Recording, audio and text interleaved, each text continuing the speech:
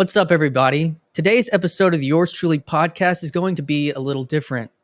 I've purposely chosen to avoid politics and the culture war-esque topics intentionally on this channel due to basically going crazy in 2020, winding my way down the Twitter social media-induced apophenia and all-around gaslight that politics and culture can induce. But as this year and my journey on YouTube has ebbed on, I decided that not finding ways to think out loud in open dialogue about such things was actually unhealthy in a certain way. As politics is a reality and I believe a responsibility that we as citizens must take some level of personal responsibility for. So this is that. This is the first intentional conversation about culture and politics that I'm having on my channel, and I'm excited to have this conversation today in the Yours Truly virtual studio with none other than Benjamin A. Boyce. Benjamin is no stranger to this little corner of the internet, having had conversations with Paul VanderKlay in his office as far back as 5 years ago, and other serious conversations with Jonathan Peugeot, Andrea with the Bangs, Justin Wells, and many, many more. Benjamin hosts a podcast entitled Conversations, where he embodies the spirit of holding tension for a wide-ranging span of dialogues, covering dicey cultural topics related to gender, sexuality, transition, social justice, wokeness, religion, war, politics, and meaning. Needless to say, he has found himself calm and, dare I say, comfortable sitting with topics many of us might choose to keep off of YouTube or podcasts. Some of his more recent and excellent conversations include guest Jay Shapiro, documentary filmmaker, where Benjamin and Jay calmly discuss the Israeli-Palestinian conflict. Another conversation with Jordan Hall, a well-known character in these here parts, as Jordan is a repeat guest on this podcast, which is a conversation that really caught my attention, where what I will call a beautiful exchange took place regarding what is currently transpiring in this corner of the internet, something akin to genuine human connection taking place in the digital conversation realm, while being shared in parasocially, and a project Jordan referenced called the Internet of Humans. And just last week, Benjamin and Constantine Kinson on from the Trigonometry podcast to talk about more recent development in culture politics, what some are calling the woke right. A central work on Benjamin's YouTube channel is his years-long report and documentary-style series on the events that took place at Evergreen State, chronicling the events that happened almost 10 years ago now, where student activists began to practice the ideologies being sponsored and taught to them, which ensued professors being targeted for harassment and administration being held captive to meet demands being called for by student activists. This was the same Evergreen State associated with evolutionary biologist Brett Weinstein and his journey into the public persona and podcasting, who Benjamin also interviewed in the documentary. If you'd like to help support my work here on the Yours Truly podcast, hit the like or subscribe button. If you'd like to help financially support the channel, consider becoming a member over on YouTube. I'm very curious to see where this conversation leads today, as we enter into dialogue calmly about what can at times be difficult topics to discuss publicly. I'm grateful for Benjamin accepting the invitation to come on Yours Truly today, and I know we will all benefit from hearing his perspectives and experiences. So without further delay, I give you Benjamin A. Boyce. Hi, this is Christian Baxter, and you're listening to Yours Truly, a place we go to think out loud.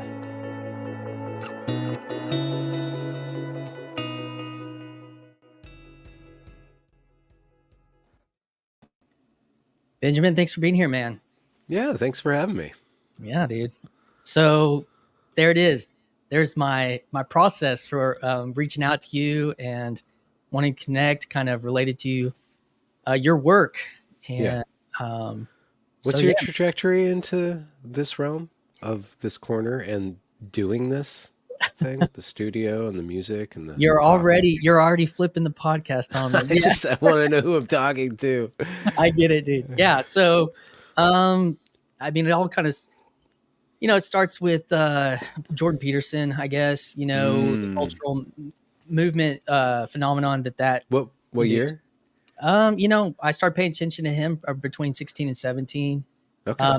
And then I kind of had my own meaning crisis, related to, I used to be a pastor at a church, like a worship pastor guy. That's the music side, and then was fired because I was unfaithful to my wife. And so I had to figure life out. and that was pushing 8 years ago. And so this last year, you have all this stuff like bubbling, like all these conversations, all, these people that you're listening to that maybe are helping you, people like Paul VanderKlay, as he's distilling that from a Christian perspective, me being a Christian, and rebuilding my faith and my trust and marriage and learning about truth and honesty and all these kinds of things. But it was all kind of happening like in here, And so this has been a process. Thinking out loud is the idea of having dialogue, embodied, and disembodiedly embodied. Yes. So that's kind of that's who you're talking to. So right on. Yeah. Fidelity. Yes. This is a tough one. Honesty. Meaning. I was just I do these interviews, and I don't script them, and I just say things and I try to kind of fumble around for how to formulate questions or my thoughts. And I'm not the best on demand thinker or speaker. So I say things sloppily.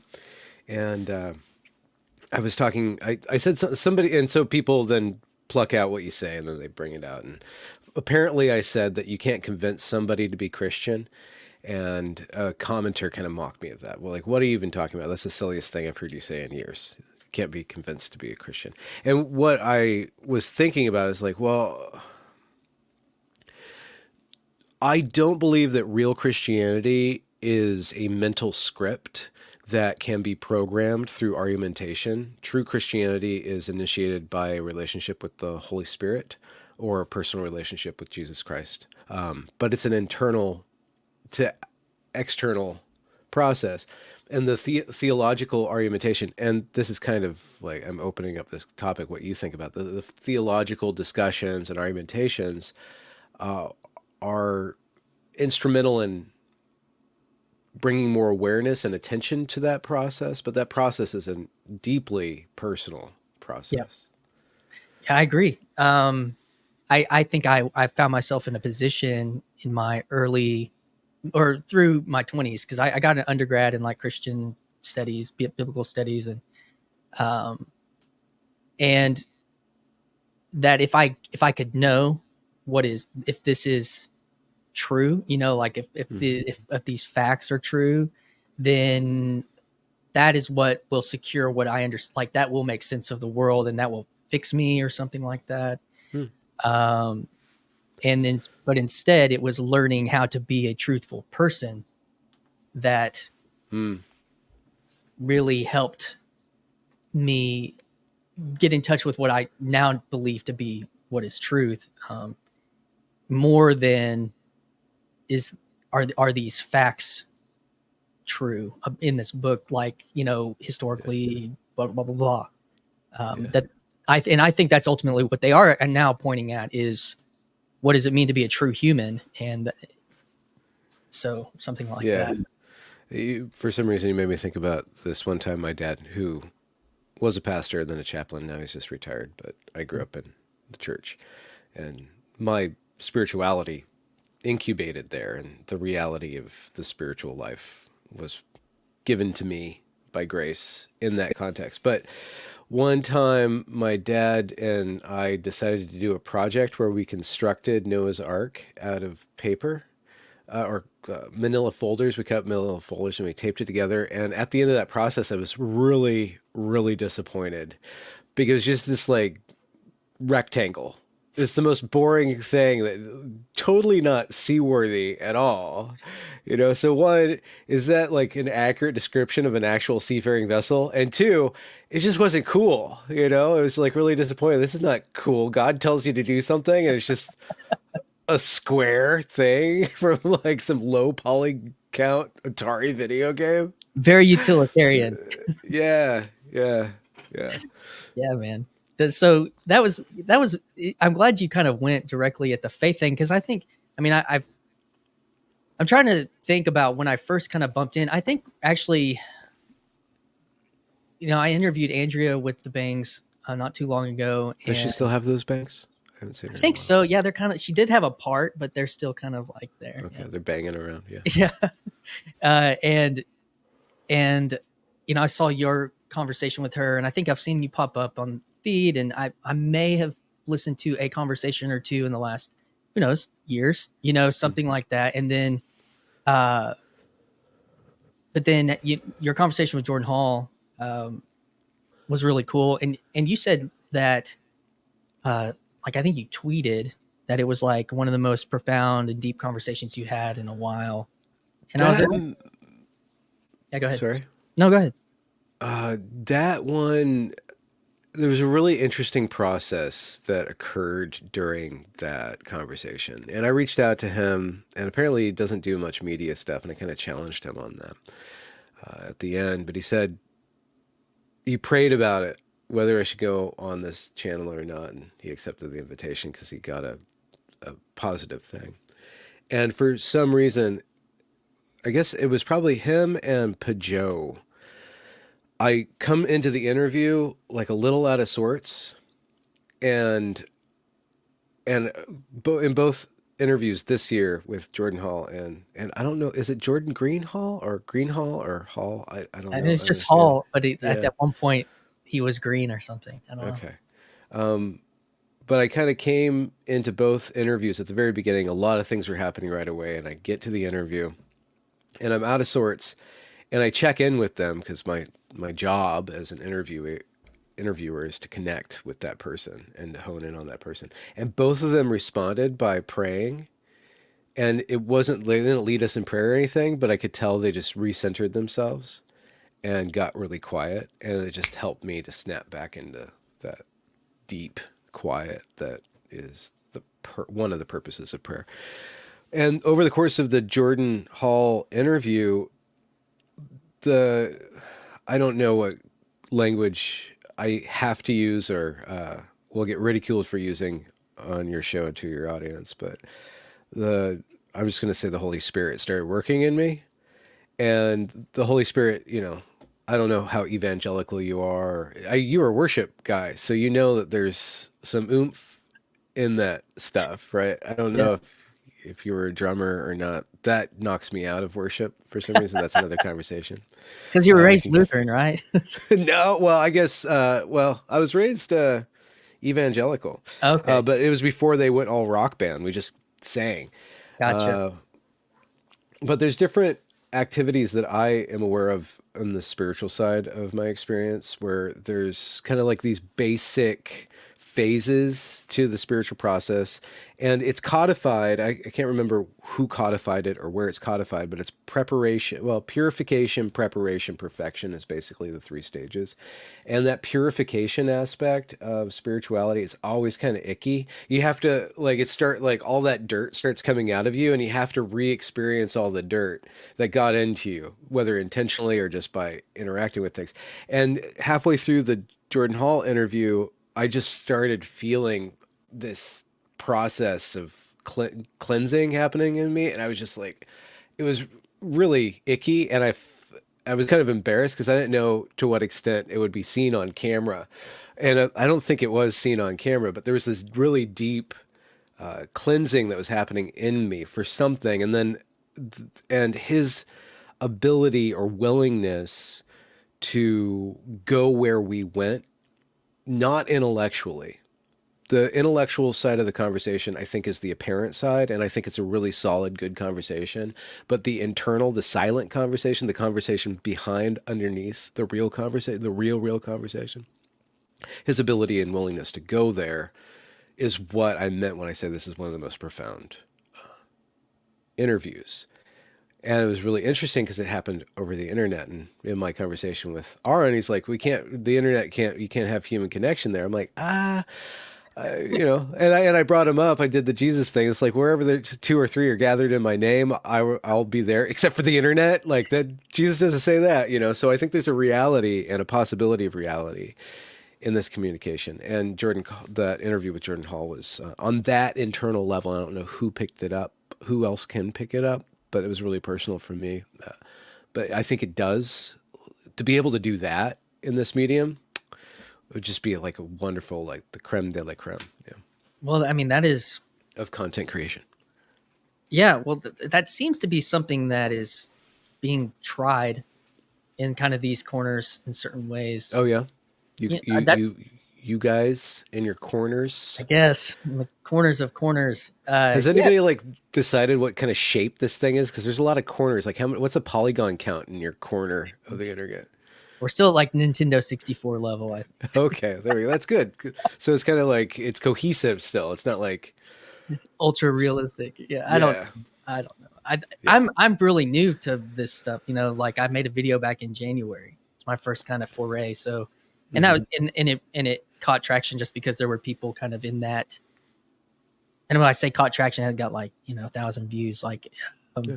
pretty quick. Like because yeah, I think there is something like trying to convey like personal connection because I feel like in my embodied life, these conversations were harder to find. I live in a small town, Mhm. Yeah. Okay. Yeah. in like the rural South, um, and I was like, oh, there's kind of like a little group of people that talk about this stuff, and man, wow, okay.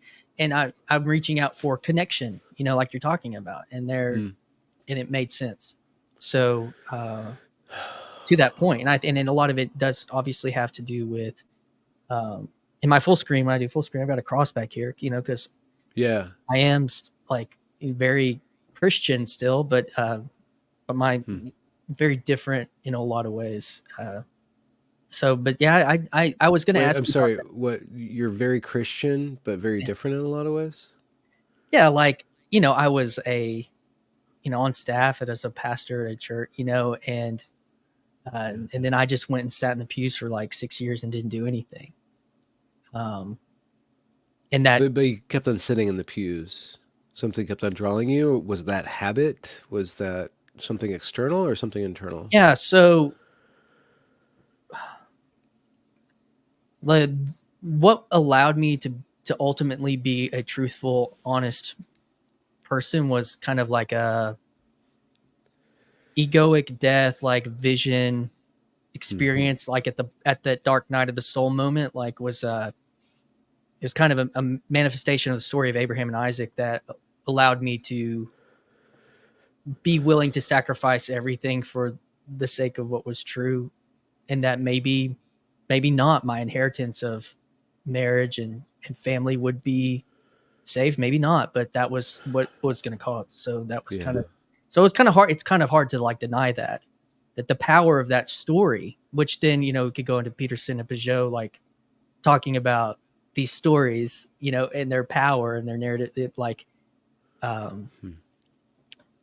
that was obviously given to me from most of my life. That at the darkest point was that was what came up, and that is what ultimately saved all those things, and it was through that. So that hadn't necessarily been my experience as a Christian before. In some ways, yes. In some ways, no. But I was like, okay, 4,000 year quote unquote 4,000 year old story, however old that story is, uh, had power, like actual power, to get me to tell the truth. And it wasn't because I could tell you what date it happened. It wasn't because it was like I had all the facts right. It was because there was deep truth there that Hmm. connected to truth and trusting God. Yeah. Wow. Wow. I just had a rocky weekend because I interviewed Konstantin Kisin. I think it Yep. was either Thursday or Friday, and I performed very poorly. I prepared the wrong. I prepared ineffectually and incompletely, and he showed up ready to debate the truth of World Mm. War II and specific statements made by this guy named Daryl Cooper on Yep. this guy named Tucker Carlson's show. Whoever that guy is. Yeah, he's a Fox. He was a Fox News I anchor. know who he is. I know who he is. Fox is this American. You're from the heartland, aren't you? Yeah, man. Everybody knows Tucker Carlson in Arkansas. And I was totally blown away during that conversation. And I got a lot of negative comments. One, Mm, people were like, that was inexcusable how unprepared you were, and he mopped the floor with you. And I'm not necessarily ashamed of being outwitted or outsmarted, because he's definitely a much better communicator than me. He was much more prepared. He was really intense. And the conversation was at this level, and I wanted it to go to this deep level. I wanted to ask, why do you care what Tucker Carlson is saying? Why is it so important that Churchill maintains this status? Why? And I was blown away, and I didn't have the power, the presence to reach to the screen and really connect with him. But he was such a gracious man that at the end of it, I was trying to just like end the conversation because it just felt like I'd blown it up, and it blew up in my face. He's like, no, we have more time. Let's really try to do this. So he's a very gracious man. And he gave me probably those last 10 minutes. I could try to grapple with what I was trying to say to him. And I said it rudely on the internet about, he wants to classify a certain number of people into this basket of deplorables sounding term called the woke right. And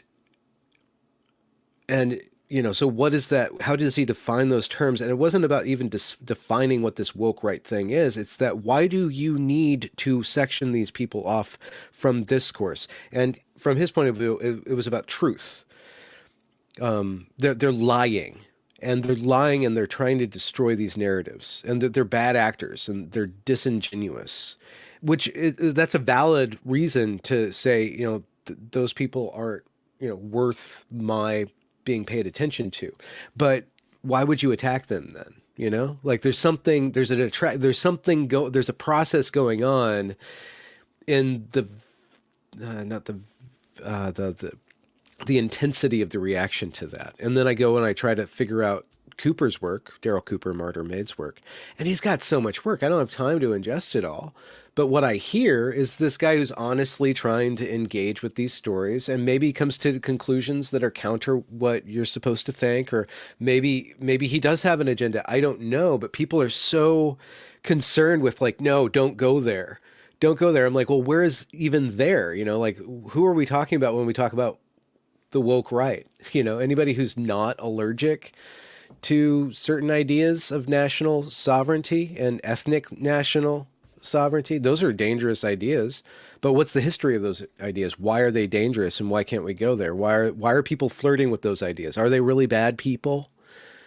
Or are they trying to diagnose an alternative way for us to form as political groups? This is kind of I don't know where I'm going with this. it's all right. But Well, you initiated that by talking about the conditions under which somebody can be honest, yeah, and the level that they're able to be honest about things. yeah, and that, ugh, I would say something like Constantine is saying he's do what it takes to fight for the truth of history, and I think a lot of the a lot of what politics is, I mean, it's grounded, supposed to be in like how we organize in the world, and but it's not grounded so much in persons, in I don't know, just in persons. It's like, we will excuse the person, whoever it is, for the sake of the politic or something like that. Even and What it do you sounds mean, like, the person, like the individual, or yeah, an individual actor? So it's not grounded in the person; it's grounded in the group, or yeah. the person in distinction from what? Uh, I guess what I'm trying to go back to is this idea, like, of Constantine fighting for the truth. And what it sounded like you were trying to angle for a little bit is that, well, let's talk about these people. Like, are there motives as persons, as people, completely unaltruistic because they're like paying attention to an alternative narrative? And he's like, it doesn't matter.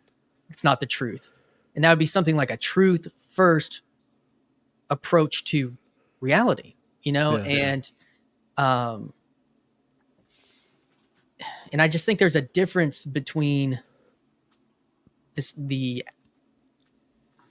searching for the abstract of what is true, say historically, versus what is it mean to be truthful as a person. And I know it's difficult to parse, but like, I don't know. That's kind of where I'm trying to intersect there. Well, yeah. So there's something squishy there because if you talk to a rational classical liberal and you start to question Am I what is talking to one of true, those? Am I talking to one of those right now? Is that you're talking to I don't know what I am.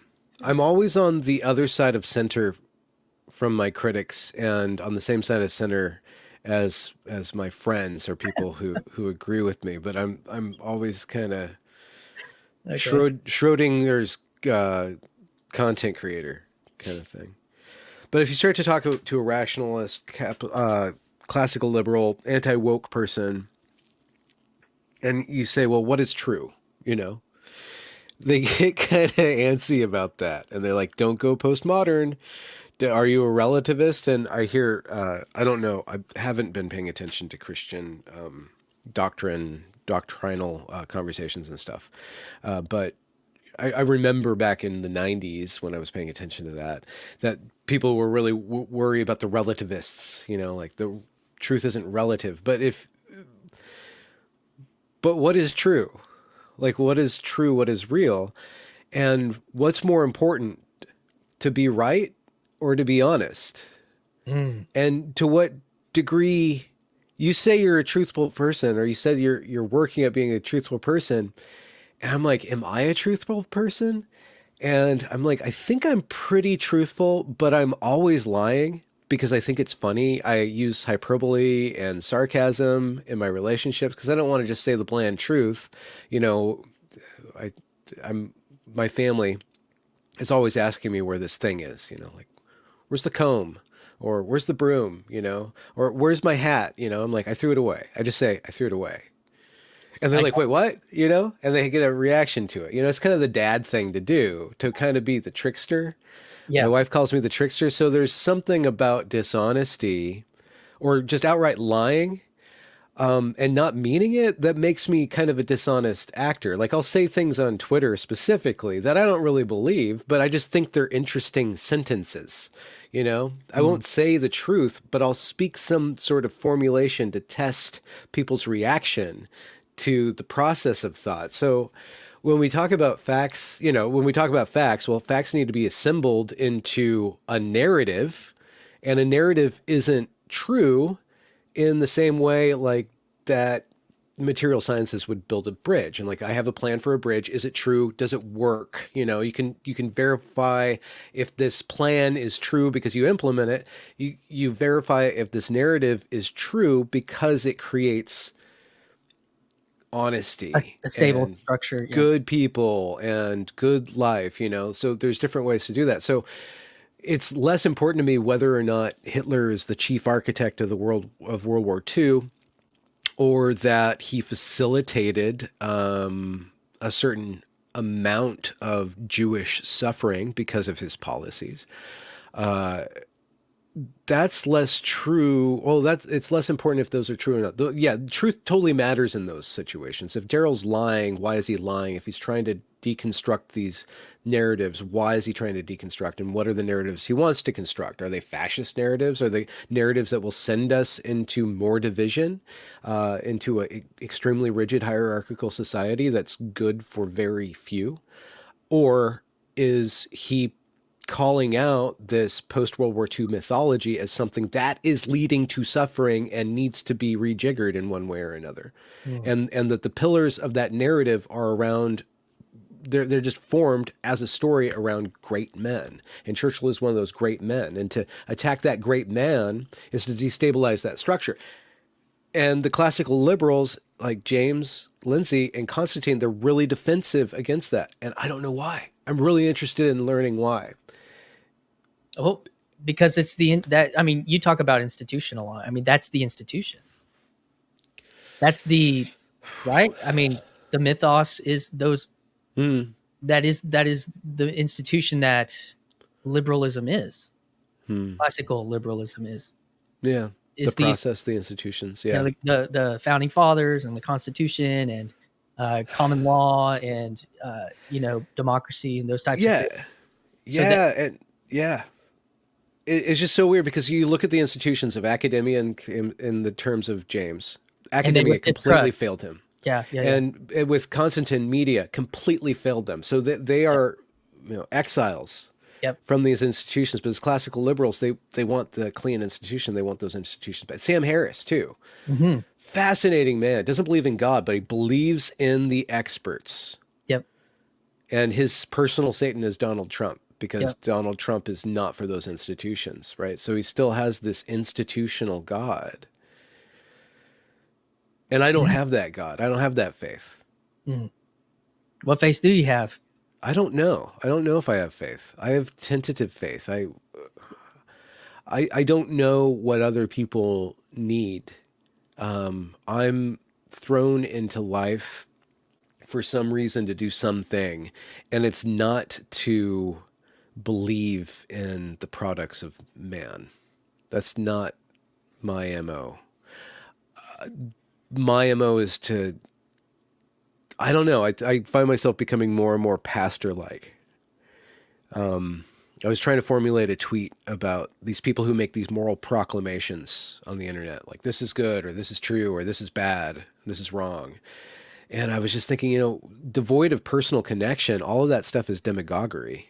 All moral exhortation is demagoguery, aside personal connection. So a pastor makes like Paul VanderKlay, excellent example of scaling humanity on the internet. Freaking A.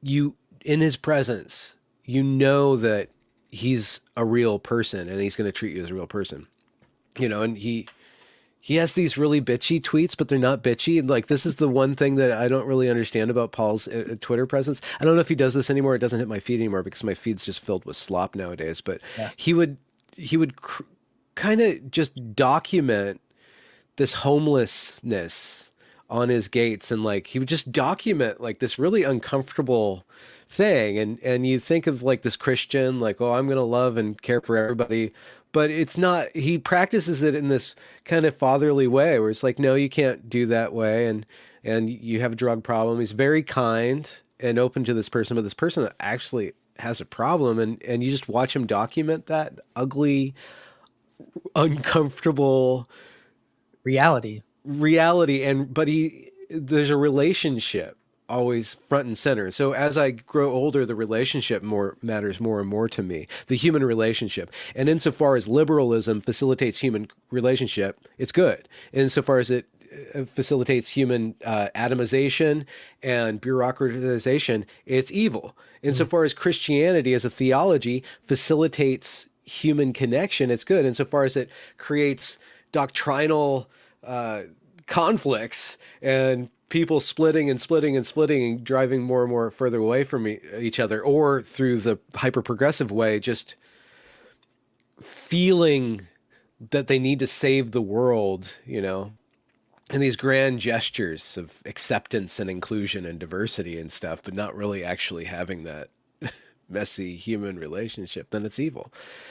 And that's the case and same with the internet. And so far as it facilitates human connection, it's fucking gift from God. Insofar as it facilitates the satanic glorification of our own will and narcissism and all of that stuff, it's evil.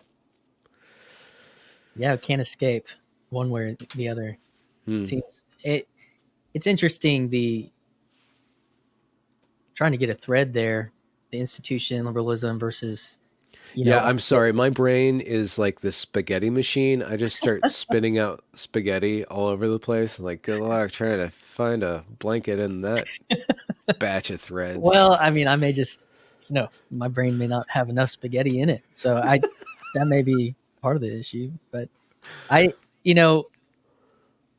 think, I guess we'll take it back to that. My question on faith again is, in this process of you doing some form of podcasting for 5-7 years, something like that. Yeah, 7 years now. Yeah, So, I it's a watched long time. Chris. Yeah, it is Chris Williamson say something about the general podcast bro arc, which seems to bend towards some kind of need for moving towards a non-antagonistic view of religion or faith or something. Like, how has your arc, has where you're at now, is this where you started 7 years ago? Like,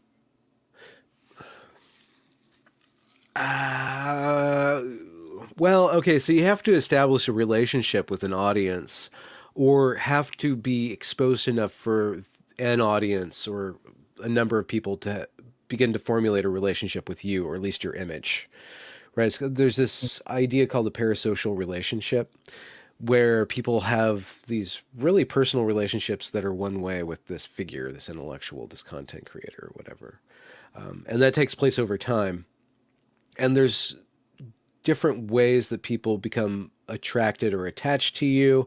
The lowest form of attachment and detachment is agreement and disagreement. I agree with you, I disagree with you. And if I agree with you enough or often enough, then I'll be closer to you, or I'll disagree with you. And it's this really interesting eternal formulation. I don't agree with everything he says, but I don't agree with everything. Of course you don't. Like, that's just the lowest form of attachment. And I guess another form that's pretty low is probably even lower than that. I don't need to bring it up, but like some sort of sexual attraction or erotic attraction, and erotic in the broad sense, like this person turns me, I like the way they sound, or like the way they make me feel. And it's not necessarily I agree or disagree with them, but and that's the e-girl thing, that's the pornography kind of thing. But it's also, a lot of people get a lot of cachet, like hawk to a girl, because they start out with a splash, they're really attractive, and then they try to angle it into something a little bit more heavier.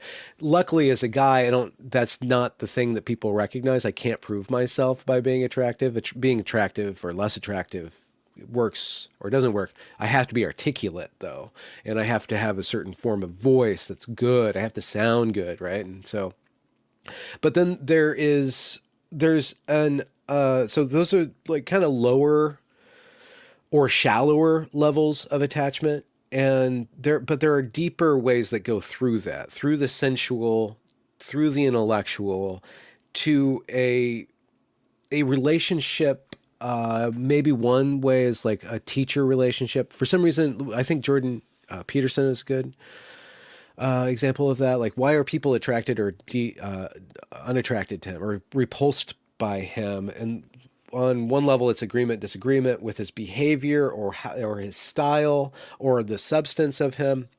But I think the people who have a deeper attachment to him are because they see him as a teacher, a role model, or somebody that helps them in some way, right? And that's mainly, I think, most of his audience think of him as a teacher or a helper in some way, like a counselor in some guide along the way. Yeah, guide. Yeah. And so that he fulfills a role. So where was I going? So Your journey, your faith journey. yeah, my journey. Like Well, that. so getting to faith, from the moment I started getting attention, and that was through the Evergreen story, and it was through what was used to be called social justice cringe compilations kind of thing. And Evergreen was like the all-seeing, all-knowing cringe compilation. Like, I don't think you can make a more, I mean, 2020 was pretty cringe. Yeah.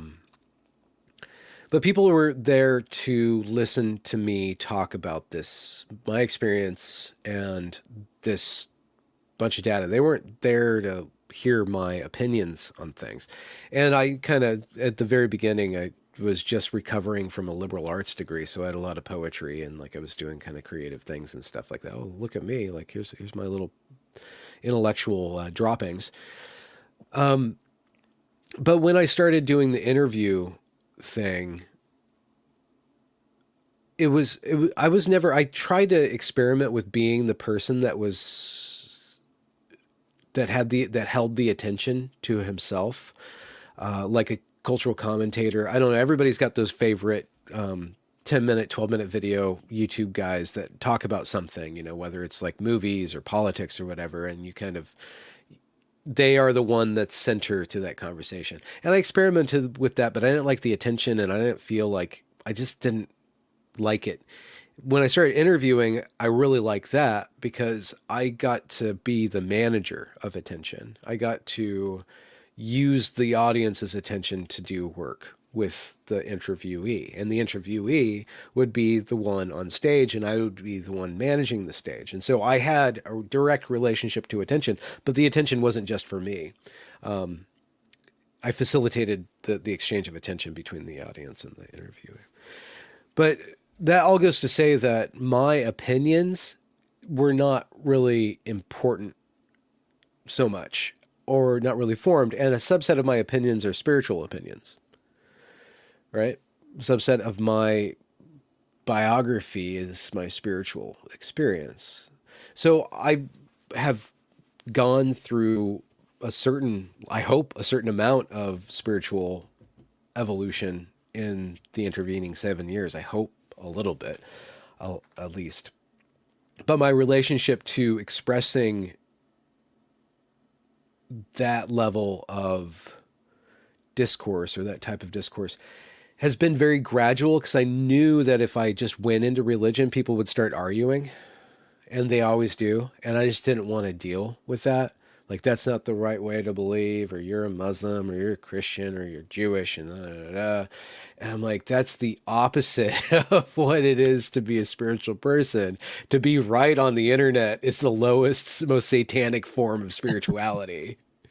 Seriously. It's a form of spirituality for sure, but it's just it's how demons organize, like by wrestling with each other. And demons love God too, they're creatures of God in their own particular way. It's just not the way that doesn't go in that direction. It's really difficult to move in that direction. So I really am open to exploring that and talking about that and expressing those opinions. And I feel like I'm starting to be in a place where I can start doing that, because I've managed my persona. I've managed my audience to such a degree that I think I have enough trust to relax people around that conversation, to actually have that conversation. So, man, you brought up a lot of things there, like related to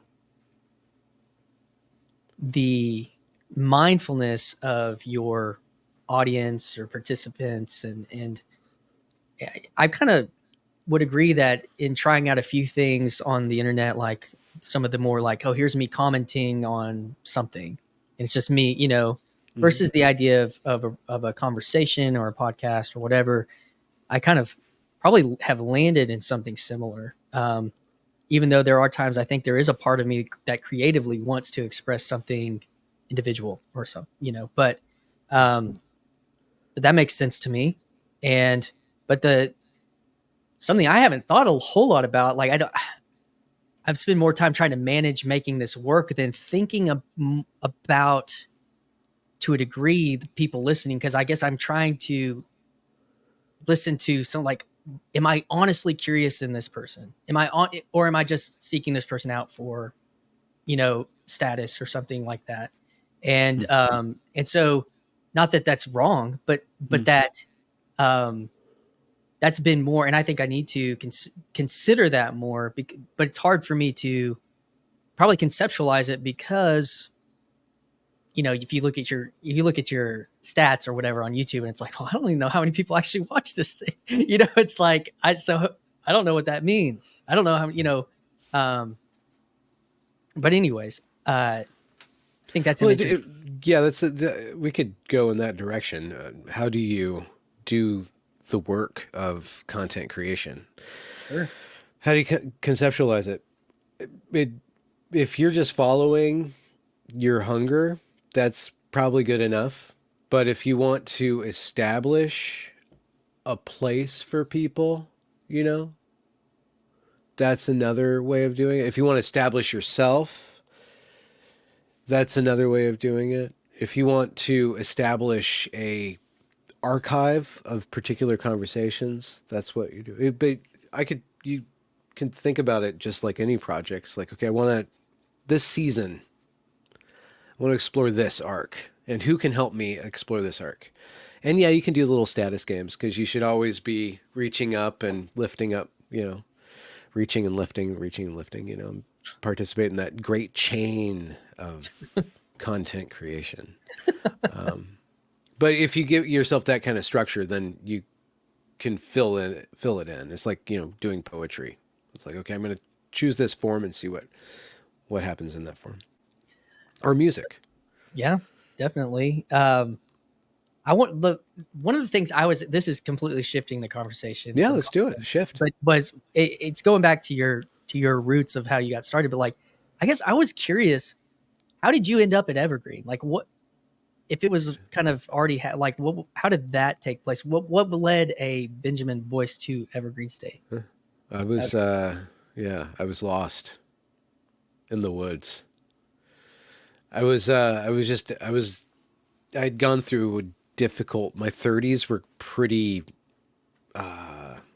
dreary, and I wasn't creating much anymore, and especially money. I was broke and kind of had no direction.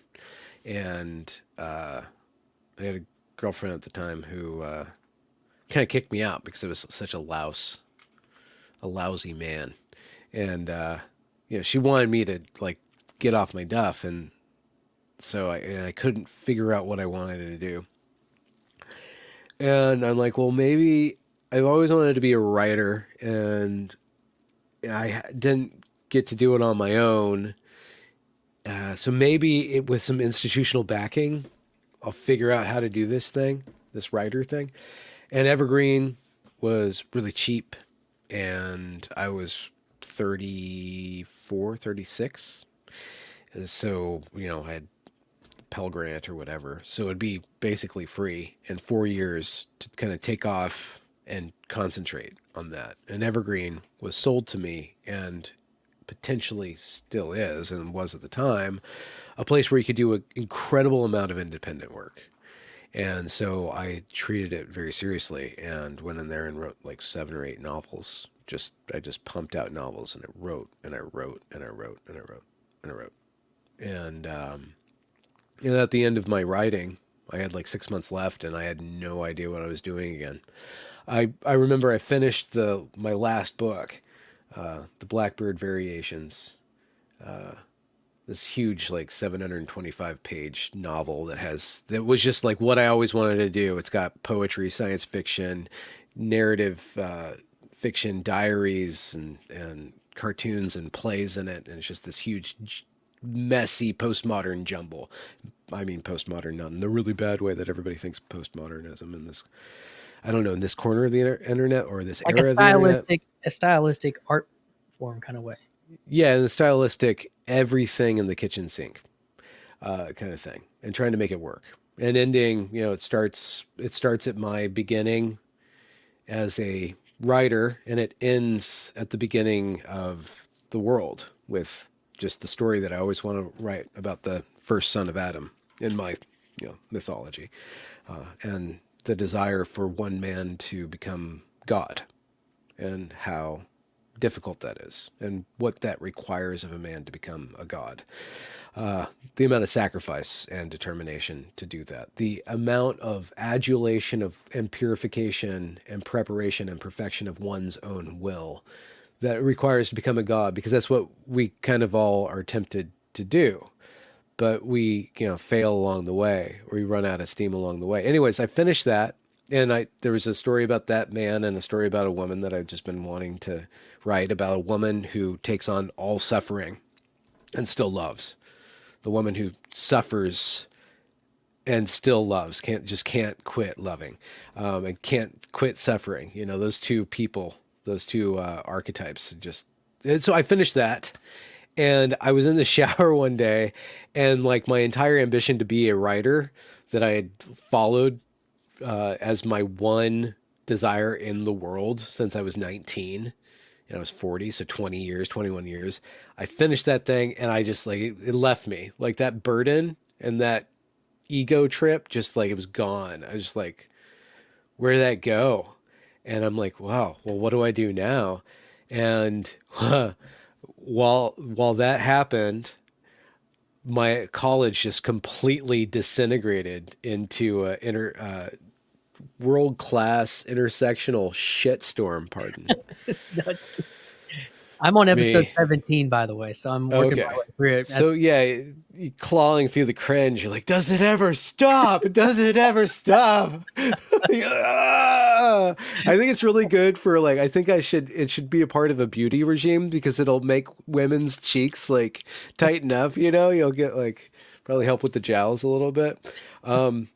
So I went to school to do a story, to learn how to tell a story, and then they gave me a great story. So like that was just a big switcheroo in my life. It was a great gift in my life.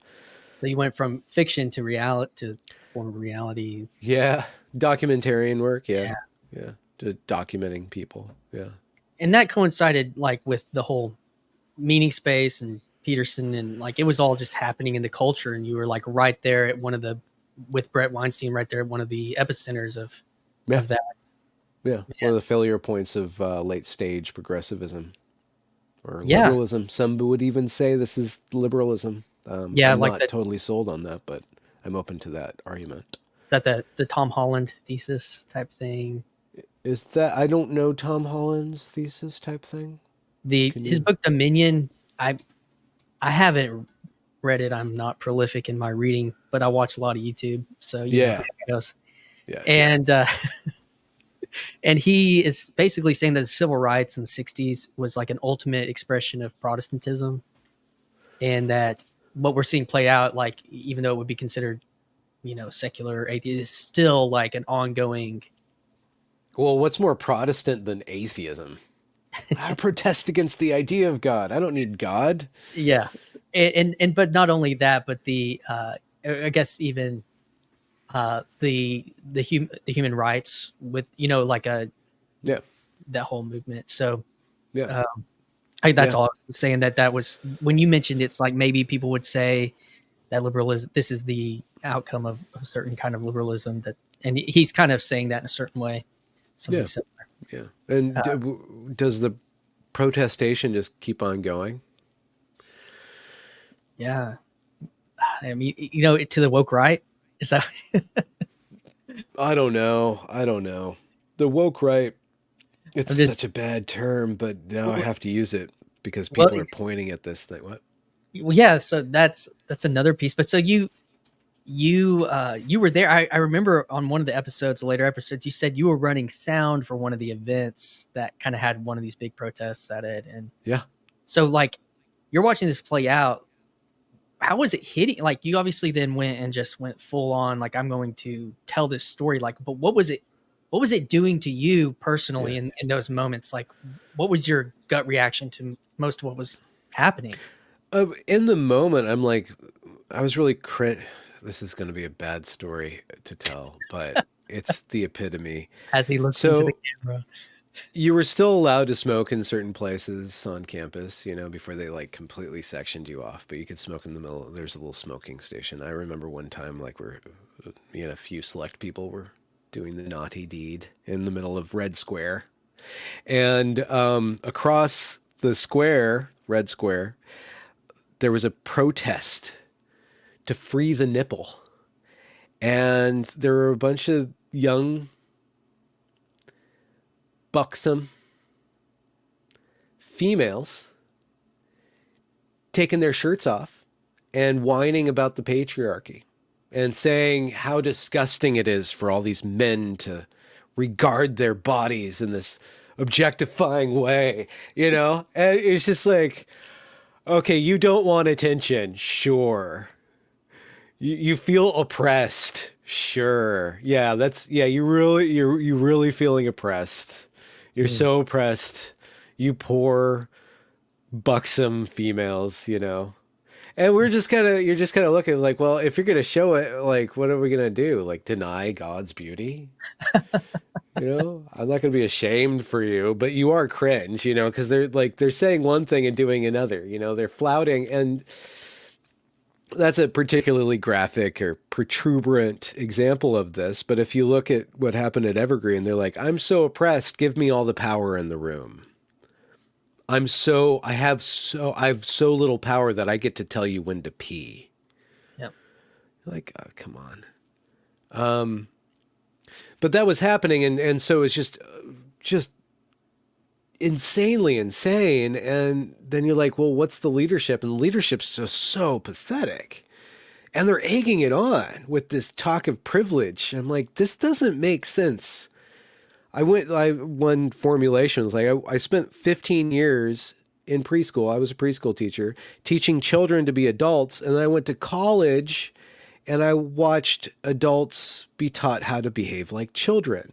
All your ideals of privilege and oppression and inclusion, if you look how it makes people behave, they're regressing to toddlers.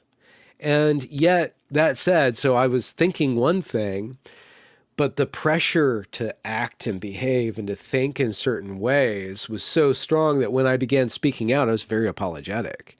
I was very kind of, this word is used too often, and we don't look at this word or what this word represents, but trauma. I was very anxious around saying things. And I felt really anxious. I felt like I'm going to get yelled at. I'm going to get judged as a racist for saying that this is probably the worst thing to happen to the civil rights movement from the left. Like, this is the worst incident. This makes black people look really, really bad. This is black people behaving really bad and put on a pedestal. And that's tied directly to this equity shit, and to critique things. And I really tried in my early work, especially, and I hope I maintained it, I hope, with the documentary. But by that time I get so jaded with it because and then once it goes viral and 2020 happens, I'm like, no, this stuff it's not just ridiculous. And it's not just people behaving badly. It's evil. Like, this is just plain evil. And, I'm not scared of evil. It's just like selfish. You can look at evil as being ridiculous and counter to the truth or to the path to one almighty God. And in that sense, to God, it's not evil. So from one perspective, it's like, well, it's just human behavior. But from another perspective, like, this is corrupting a lot of lives. And if you look at the gender stuff, which is intimately connected to the stuff, like, this is sacrificing children on the altar of gender Moloch. Like, this is about as like when you go back to the Bible or go back to civilization, one thing that God says is like, if you start to mess with children, you're invalid in my sight as a nation. Like, that's one thing. And I don't know if you go down that line of thinking, sorry, I'm rambling. If you go down that line of thinking, you're like, well, where does this begin? Does this begin with gender or does this begin with sex? And it probably begins with sex. And it doesn't begin just with sexuality. It begins with reproduction and our conceptualization of, and then even before that, it goes back to our conception of marriage as the holy matrimony in which the human being originates, like the most sacred thing, because that's where we come from. You destabilize marriage, then you destabilize sex, you destabilize reproduction with abortion, and then you get down to here where sex doesn't mean anything. All these polycules are popping up, and abortion rights. People are more Democrat-leaning women are more. This is a really bad way to put it. They're more concerned with the right to kill their children than they are with the economy. And then, so what is gender? Like, a man could be a man. There's no meaning to being a woman other than an ovum carrier. And that doesn't even matter. So who cares what you are? Here, take these drugs. And the rationalist or the secularist is really concerned to cling to this reality of biology. And that reality of biology is really important because the reality of the destruction of healthy bodies is really important. But preceding that is this complete disregard in our society for the sacred, and that sacred origin story of the human being is tied to what it is to be a man, what it is to be a woman. So eventually it goes down to this spiritual sickness that's just kind of bubbling up. And, Yeah, I don't know where I was going or where I came from with that, but that's where I'm going to land. That was from Evergreen to, I mean, to me, that sounds like the spiritual journey, the faith journey, or whatever. To me, that's what that sounds like. Yeah, and it is kind of intellectual. I mean, the Right. aspects of this, like thinking through this stuff and interviewing a lot of the smartest people in the room, and listening to them certainly, and talking with the second smartest people about the first smartest people and stuff, and really thinking about it, and then trying to make a coherent narrative about that, and getting a lot of trouble with a lot of feminists. That's really helpful. If you really want to grow as a man, do that. Well, I feel like that's, I mean, I referenced that in my introduction, that this is about growth, is to be able to have these conversations out loud, because I think, like you said, even in, I live in Arkansas, you would think that in the South, it's like, oh, I still felt all the same pressures that you mentioned culturally.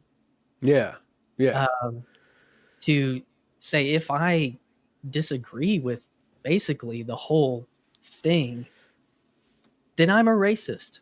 yeah, Like, I don't, there's no other option. And so and most people are like, well, I don't want to be a racist. So yeah. I'm either going to shut up, or I'm not going to pay attention, or I'm going to, or I'm not going to, if you're going to shut up, then you then enter into a certain level of cognitive dissonance, or a certain level of Or self-deception. culpability. Yeah. That too. And so, and that then goes back for me to Jordan Peterson, because that was kind of like what he represented, something like courage about that. Whether owns the lib, blah blah blah, like that's not what I'm talking about. It's just the fact that there was nobody else. I mean, or maybe people who would have said something weren't able to break through the algorithm, or weren't let through Yeah. the algorithm, or something like that. And Yeah. and Yeah. Elon really punched through it. Kanye punched through it. Kanye kind of is going through his, he's well, on we'll see. he's on one side of his polls right now. Elon broke through it. There's certain people who broke through it, and then other people can follow. Yeah, that it definitely feels different in a certain way. To go back, because you mentioned 2020, and I mentioned in the intro that I feel like it may be crazy, because I'm watching things happen like live. These people that would go into like DC when the protests were in front of the White House. It's just some 20-year-old with an iPhone saying, "I'm reporting live," but you're watching the vitriol that's being that's birthed out of the ideology, just like so intense.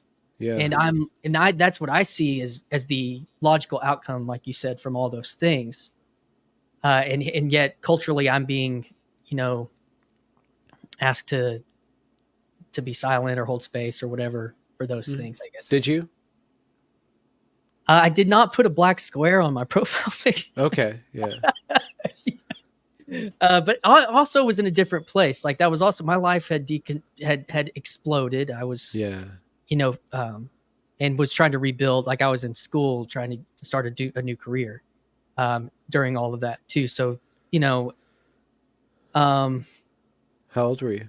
30. I was 31 when that. Yeah. 2016. I was 31 in 2016. So the Trump stuff, and then by the time 2020, so I was pushing my mid 30s, and yeah. So, so this is a process to get here to talk about this stuff, or to have a conversation with somebody about those things. And to honestly, in a certain way, it's like, wow, you can know that other people are tweeting things that you agree with, but to sit down and talk to somebody, be like, I kind of see things, because the Brett Weinstein story, like, kind of blew my mind too. Cause I listened to him on Rogan, and listened to him with whoever else he talked to, Ruben, whoever. Yeah. So I had a pretty good understanding of what his perspective of what took place there. And I just saw that all being the same thing. I was watching a lot, or I would, some of Lindsay's earlier new discourses. And then of course the papers that he did with Pluckrose and Boghossian, which can kind of take us to another topic of conversation, because when I was putting that together earlier, I was thinking about the idea that we're moving into a more oral versus written culture. society, that their work actually was kind of deconstructing that in a certain way. Like, oh, well, here's the written authority in us, we in within institution and how this works, and they were able to just hijack the whole thing. And then if you wanted to, you could listen to James Lindsay talk about postmodernism for about 100 hours. Yeah. And and so that was all changing too, but the issue is that I'm like listening to all this stuff, but I'm alone, and millions of people are in that way. But that something like what Paul VanderKlay is doing allows people, because people have a webcam or an iPhone, they can just kind of, it doesn't have to be a podcast, but they're kind of having digital conversations with like some level of hospitality, and they're meeting up and stuff. And so I don't know. That's kind of how I hear and meet you on that front, and why it was like, okay, Benjamin, his work, you can just look through it and kind of understand that that's where you came from, and be able to meet in a certain way there, but not have to be like, oh, I want to get on this like tirade of why these things were upsetting. But it's just like, I just want to, have a conversation with somebody that kind of experienced something, directly, but also that I was experiencing indirectly. Yeah. Felt like. Yeah. I just have random thoughts. Is it one random thought? Why is it Arkansas, not Arkansas? Levity. Who knows, man? No. Okay. Yeah. Every time I talk to Arkansan, they like, oh, who cares? I think Arkansan is, I think it was an Indian tribe. Okay. So I think Kansas. Yeah. Okay. Yeah. Okay. I don't know. So I was born in Texas, so who knows? Oh yeah. Okay. Who knows? I don't know. My dad. Well, and my dad was adopted to Arkansas from South Korea, so he to a little country town. He's half Korean. Really? And, yeah. So wow. So like I'm not. My heritage is grafted in, not a biological heritage to this area. Though my mom is from like Tennessee and Alabama. So, but oh wow. Okay. Yeah. You're an American mutt. Yes. Yep. Wow. And it's interesting because my mom did so much. Her family's done so much genealogy. Like back in the 80s, my grandma was going over to Switzerland and England, and they were like finding out things, going to like church records and documents. And then my dad had like absolutely nothing. It's just like zero. Oh wow, yeah. Because the war, is he a child of? Yeah, yeah. So the West was kind of subsidizing. Or no, South Korea was subsidizing American troops with, sex, drugs, and prostitution or whatever, or alcohol, and prostitution, and so there were a lot of out of that time period. There are a lot of people my dad's age that are half Korean that were adopted through Christian missionary initiatives, because the Korean culture was so homogeneic that they didn't want, half breeds. So, so it was a big problem. And so that's the story, on that side of my family. Kind of a diaspora. Yeah, there is, and he's like a part of like a Facebook group. They've had a meet, some people. They did a meetup a few times a few years ago, and but he was adopted to a farm, like 1,000-acre farm in Arkansas. His grandfather was a miner during the war, mining iron for tanks, and then he transitioned into farm, and so that's like. Yeah. Wow. Yeah. Stuff. Arkansas. Yeah. There's Arkansas. Yeah. I'm Arkansan. Sure. Yeah. I was also thinking that, going back to the whole, what do we do about World War II? That there's a generation of people for whom Gamergate is much more impactful to their lives than pre-war politics. Okay. World War I politics. I know the meme. I can't articulate what happened to Gamergate. So do you mind giving a small? There's probably some really good documentaries on that. I don't know who would do the right thing, but basically there's this thing, or this cultural, corner of video game players, and there were enough of them that they had their own video game journalism, and there was some shenanigans with the ethics of the journalists, and they were called out by certain of the players. And there's also this push to impose feminist ideals into games and to politicize that hobby and that social justice warrior kind of thing.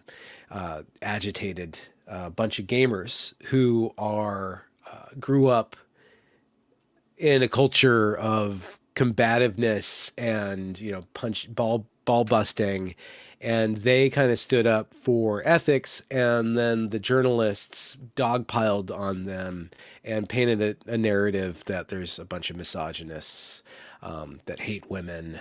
And then that eventually morphs into the entire media complex in the era of Trump, vilifying anybody who's against the unethical behaviors of our elite as far right, and Trump as far right. It's the basic playbook from 2014 probably up to 2020. I think it peaked because it can't work as much anymore because of Elon buying. Well, yeah, I guess they don't. Yeah, the people who control the narrative through those social justice cancellation and assignations of fascism can't work as well because they don't have hegemony with regard to the actual media points of communication. They don't have people don't agree with them. Their behavior doesn't really work anymore, and it doesn't work because more and more people just talk. And so what we're all talking about happens in the shadow of Gamergate being like the first kind of outbreak of resistance to this very unifying, totalizing ideology that we were calling woke, until now some of the people who are against it are now trying to use woke to stop the continued evolution and unseemly conversations of people to the right. So there's this whole, the proper people that quit their institutions and want to create a new proper liberal utopia are still worried by the energetic, creative capacity and no holds barred shit talking of this really rowdy jumble of people over on the dissident right, or the and that would have been your critique of Constantine to a degree.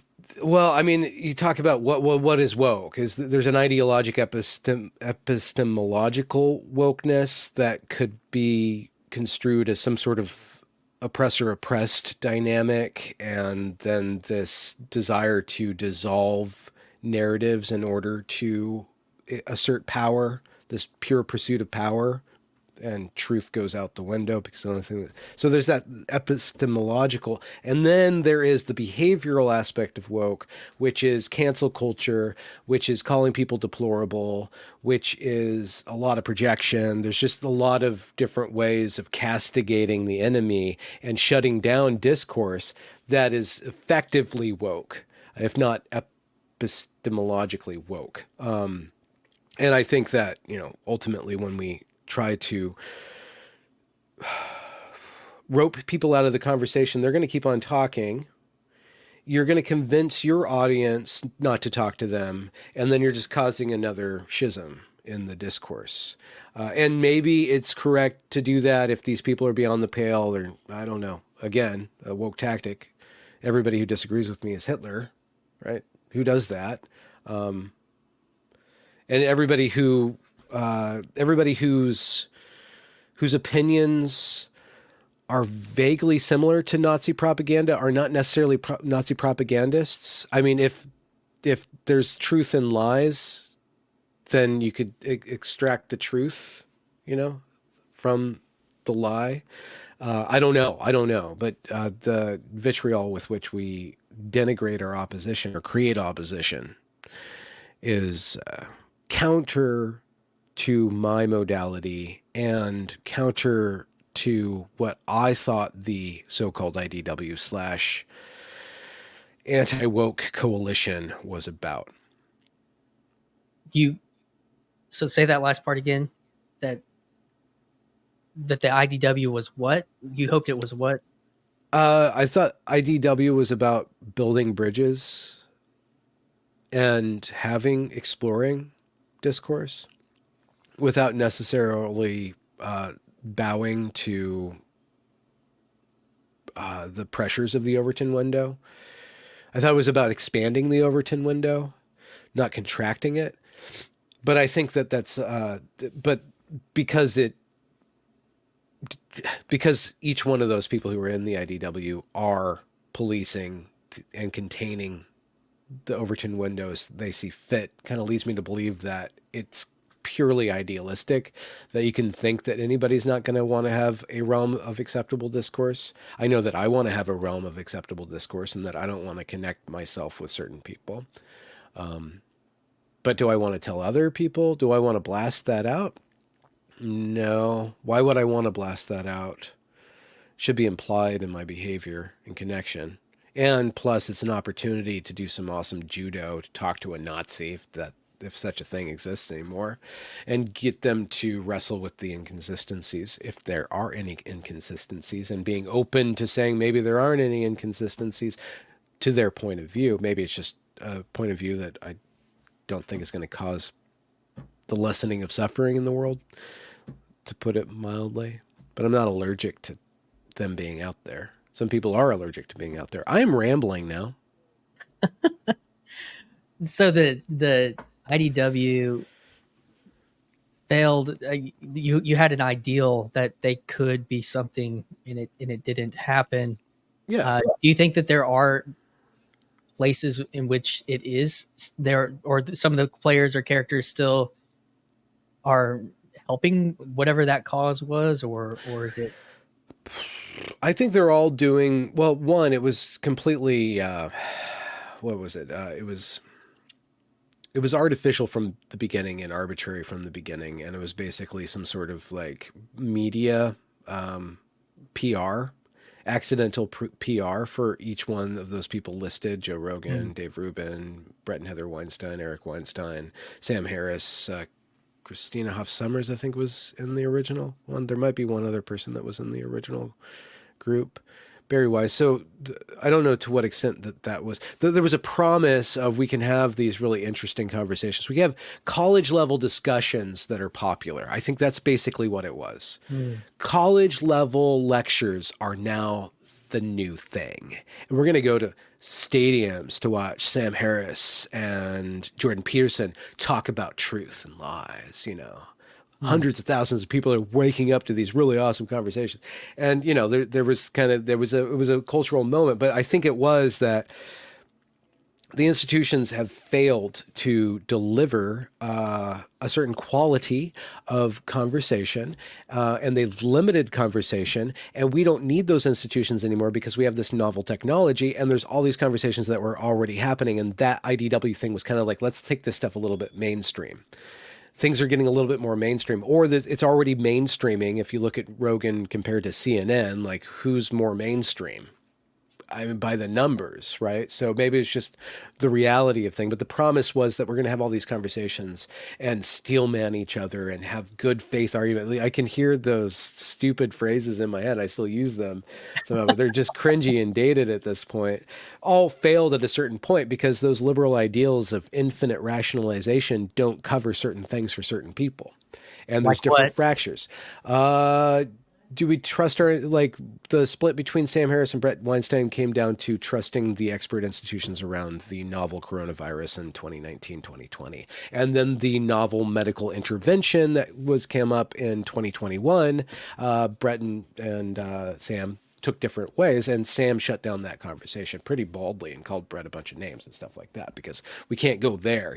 October 7th was another testing point. 2020 was another testing point. I think we were all I think the people loosely associated with the IDW were all kind of formed basically in this post DEI bubble. They were all kind of unified around like this DEI stuff is shit. I think that was what they were co-belligerents on, to steal a phrase from Aaron McIntyre. They were all agreed on that, but then all these other things keep on happening that split them and split them and split them. And then they all went in different directions with regard to the work that they were doing. And then you have like second tier, third tier, fourth tier people underneath them doing a lot of the work, tying up things that they find interesting, like Paul VanderKlay would be engaged in the more meaning crisis spiritual domain. And so there are things from Sam Harris and Brett Weinstein and these other people that he would interact with, but he's doing his own project mapping this whole thing. And then he's connected to John Vervaeke, who's not IDW at all. He's still in the institution, but he's pushing out this certain content. I'm probably connected to Brett Weinstein, but I went in a completely different direction because I just, I'm not like, I'm an interviewer basically. So I just started mapping out these other things and going way off the reservation, I'm sure, from his point of view, talking to this dissident right people. I know that those guys just don't truck. They actually are inimical to each other, or like they're at odds with each other. Kissen called it out. Like there is the IDW set, which I think Kissen would be appropriately put next to, are very much opposed to the DR, and it has something to do with the DR's closeness to anti-Semitic sentiment. And a lot of the people, the IDW people, are either Jewish explicitly or Jewish sympathizers, want to have nothing to do with that. And the DR people are either agnostic to that or openly flirting with that or just okay with that, or you just see a lot of it there. And I don't know what that's about, but that's a really interesting point of view, because now the left, the crazy left, is doing that too with the whole Palestine versus Israel thing. So I can see from the IDW point of view, like these both people are woke, which is ultimately code for anti-Semitic or anti-Jewish specifically. And what does that mean? And why is that there? What is the phenomena of anti-Semitism? Am I breaking up? No. Yeah. And that conversation is so freaking fraught and sensitive that somebody like me, it's like, well, I don't even know if I can have this conversation, but I can talk to a bunch of Jews about it.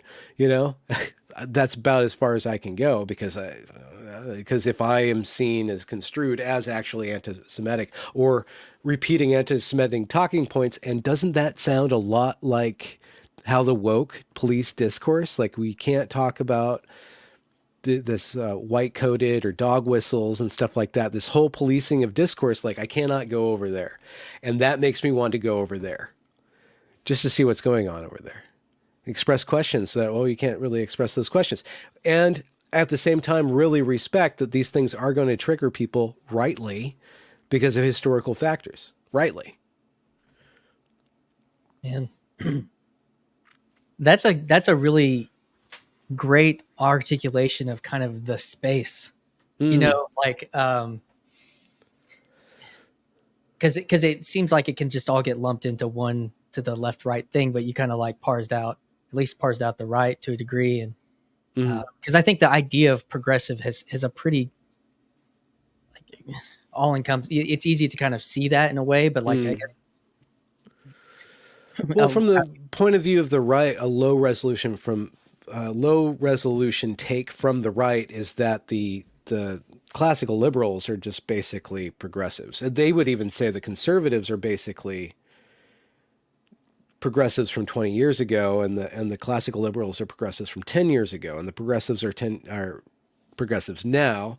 And I think that they rightly see that there's a certain kind of progression or Whig history, not in history itself, but in the progression of these ideas. And you're like, well, yeah. And then you wonder about that analysis, and you can say, well, isn't this just kind of the Christian project that's continually going along in some certain progressive direction? Or is it the Protestant project?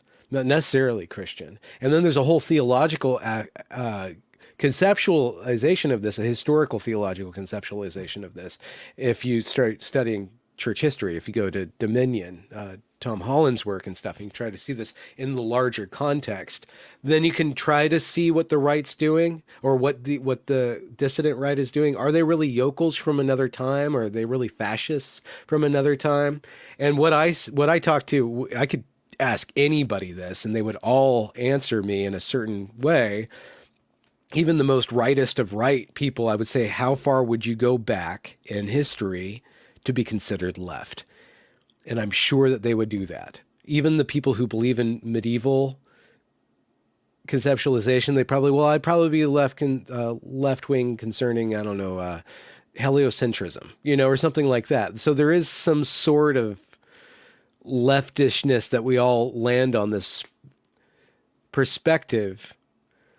But I think that might even be a wrong, you're having an idea, just one more thing. I think that might even be an ineffectual way of looking at it when you think of just societal decadence and decay. And if you say, okay, well, where was society stable, and which people are fighting for the stablest form of society? And you just kind of stop doing left and right and historical, like how far back would you go? And you say, well, you just start looking at the health of the nation and kind of look at it as a body, like as a doctor looking at a body, or a physician trying to say, okay, well, the body's going to behave in certain ways and it's behaving wrongly. That's a really good perspective. Is when was society stable, most stable or something, and what were the I think it's interesting. Yeah. Well, and we're obviously biased in America towards when it was most stable, during our lifetimes. Yeah. Could be perceived when was that for stable. You? What TV shows were playing when society was most stable? I mean, I wouldn't have known if society was stable or not, but But looking back, I have a scene of it's from the TV show ER, the popular show from the 90s, and there's this George scene, Clooney, where George Clooney and I can't remember the guy who plays Goose. I think it was from Top Gun. They get out of their cars, they're walking through the streets of Chicago, and they've got their trench coats on, and it's just like, and it pans out towards the city. This was probably, mid-late-ish 90s, and nobody's on a cell phone. It's really kind of that Matrix thing. Like, the world was 1999 when blah, blah, blah, blah, blah. Like, and you kind of go back to that spot, and it's like kind of the pre-connected, like always connected world seemed more stable than the always connected world appears. Yeah. But when I sit on my front porch in my suburban cul-de-sac in small town America, things aren't that unstable either. Yeah. I have a decent job and take care of my family, and both of our families, in-laws and my parents live within 15, 20 minutes. It's like, that's pretty stable. Married, so like there's like a meta version and a personal version. And, I don't know. That's Yeah. Sometimes I feel, intellectually I feel out of my depth, but just in terms of my consciousness, I'm out of depth and considering the state of global affairs or the state of our society in general. And you can have these conversations. We're all paying pennies into these. It's like when we elect our president, we put so much into that, but how much does it actually affect us? It's a good question. How much is the economy? You look at the economy, that's a good metric. Like, how much am I paying for this under this administration versus that administration? And to what degree is it the administration's fault or not fault that it's that way? I don't know.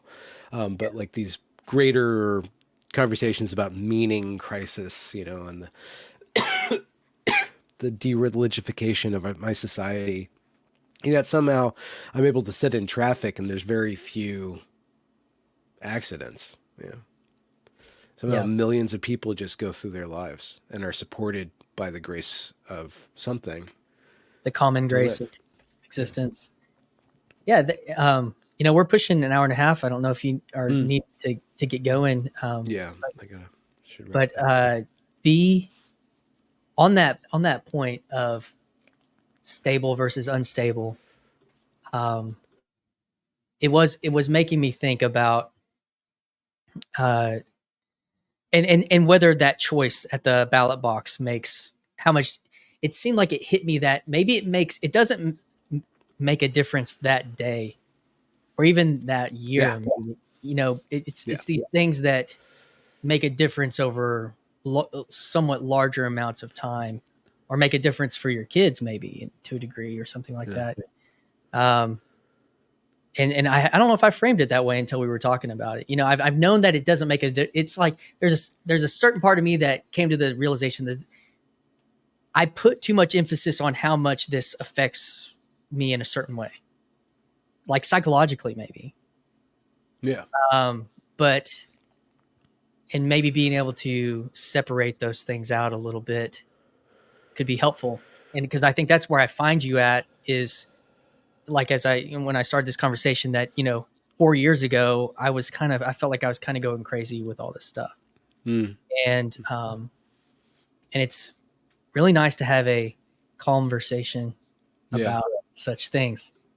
I give you a last word on anything we've talked about.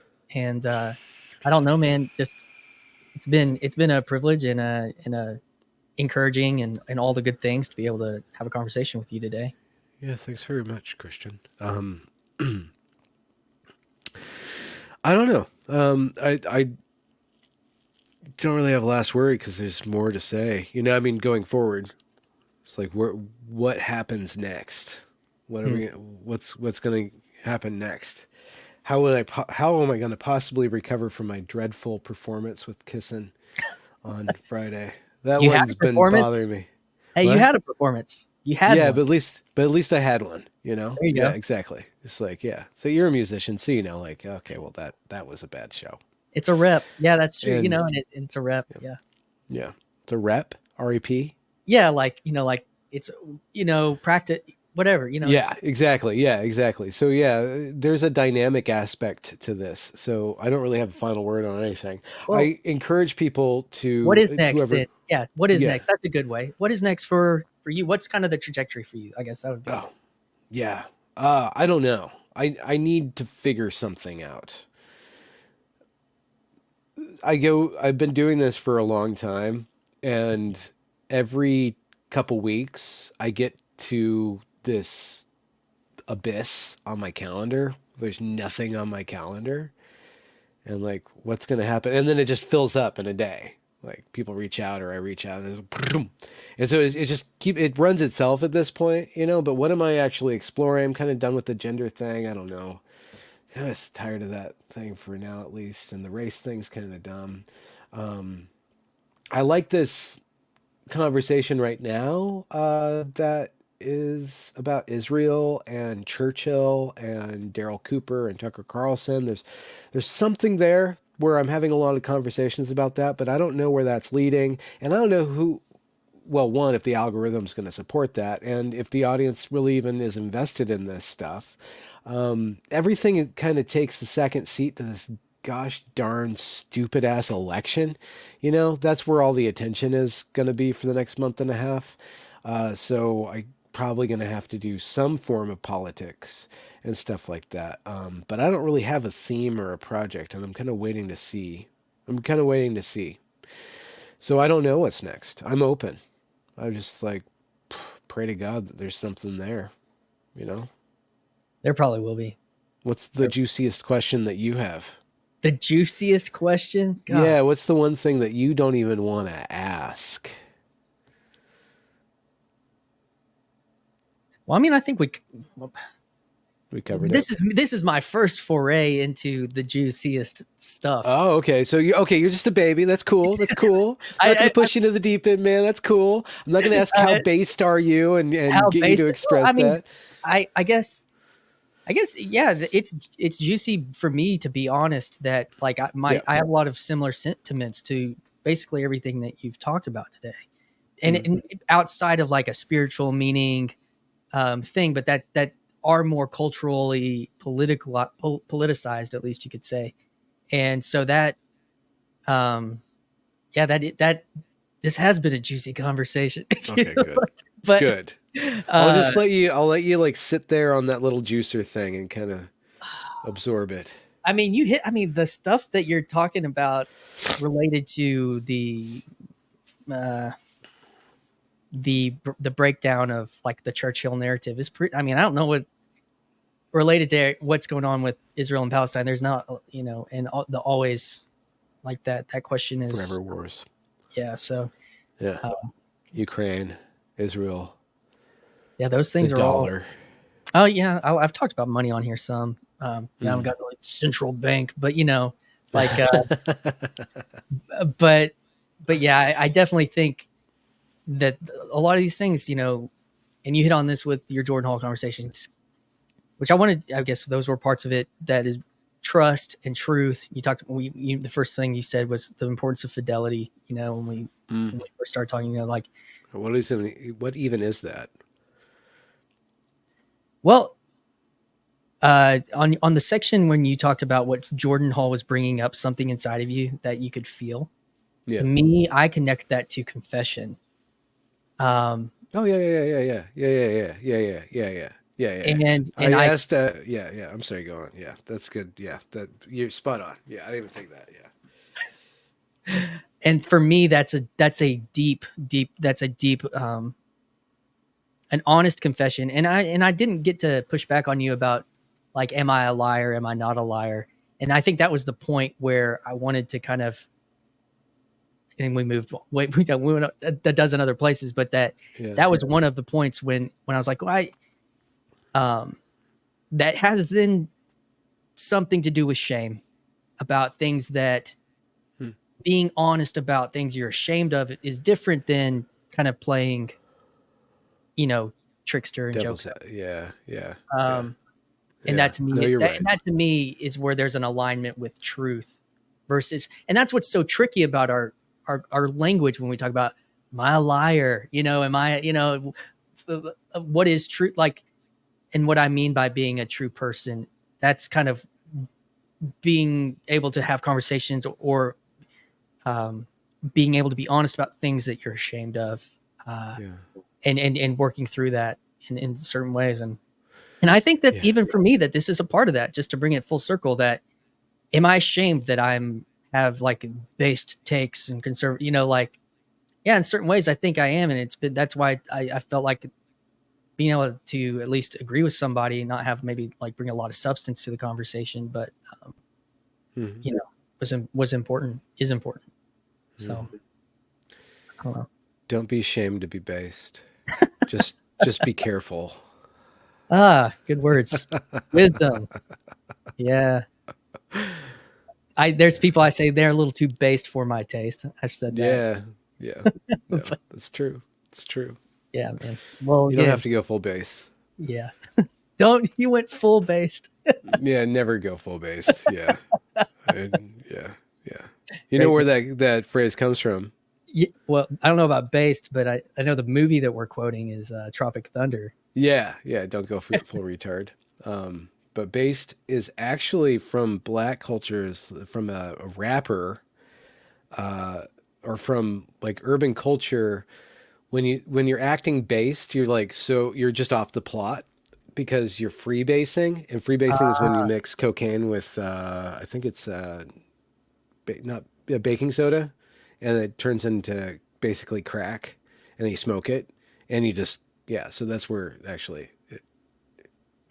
So we're all high. The base people are all high. Yeah, but high in a certain direction. Awesome, man. Well, thank you for the conversation, man. Thank you very much, Christian. And we'll see if it makes sense again in the future. Yeah, absolutely. Thanks. Cheers.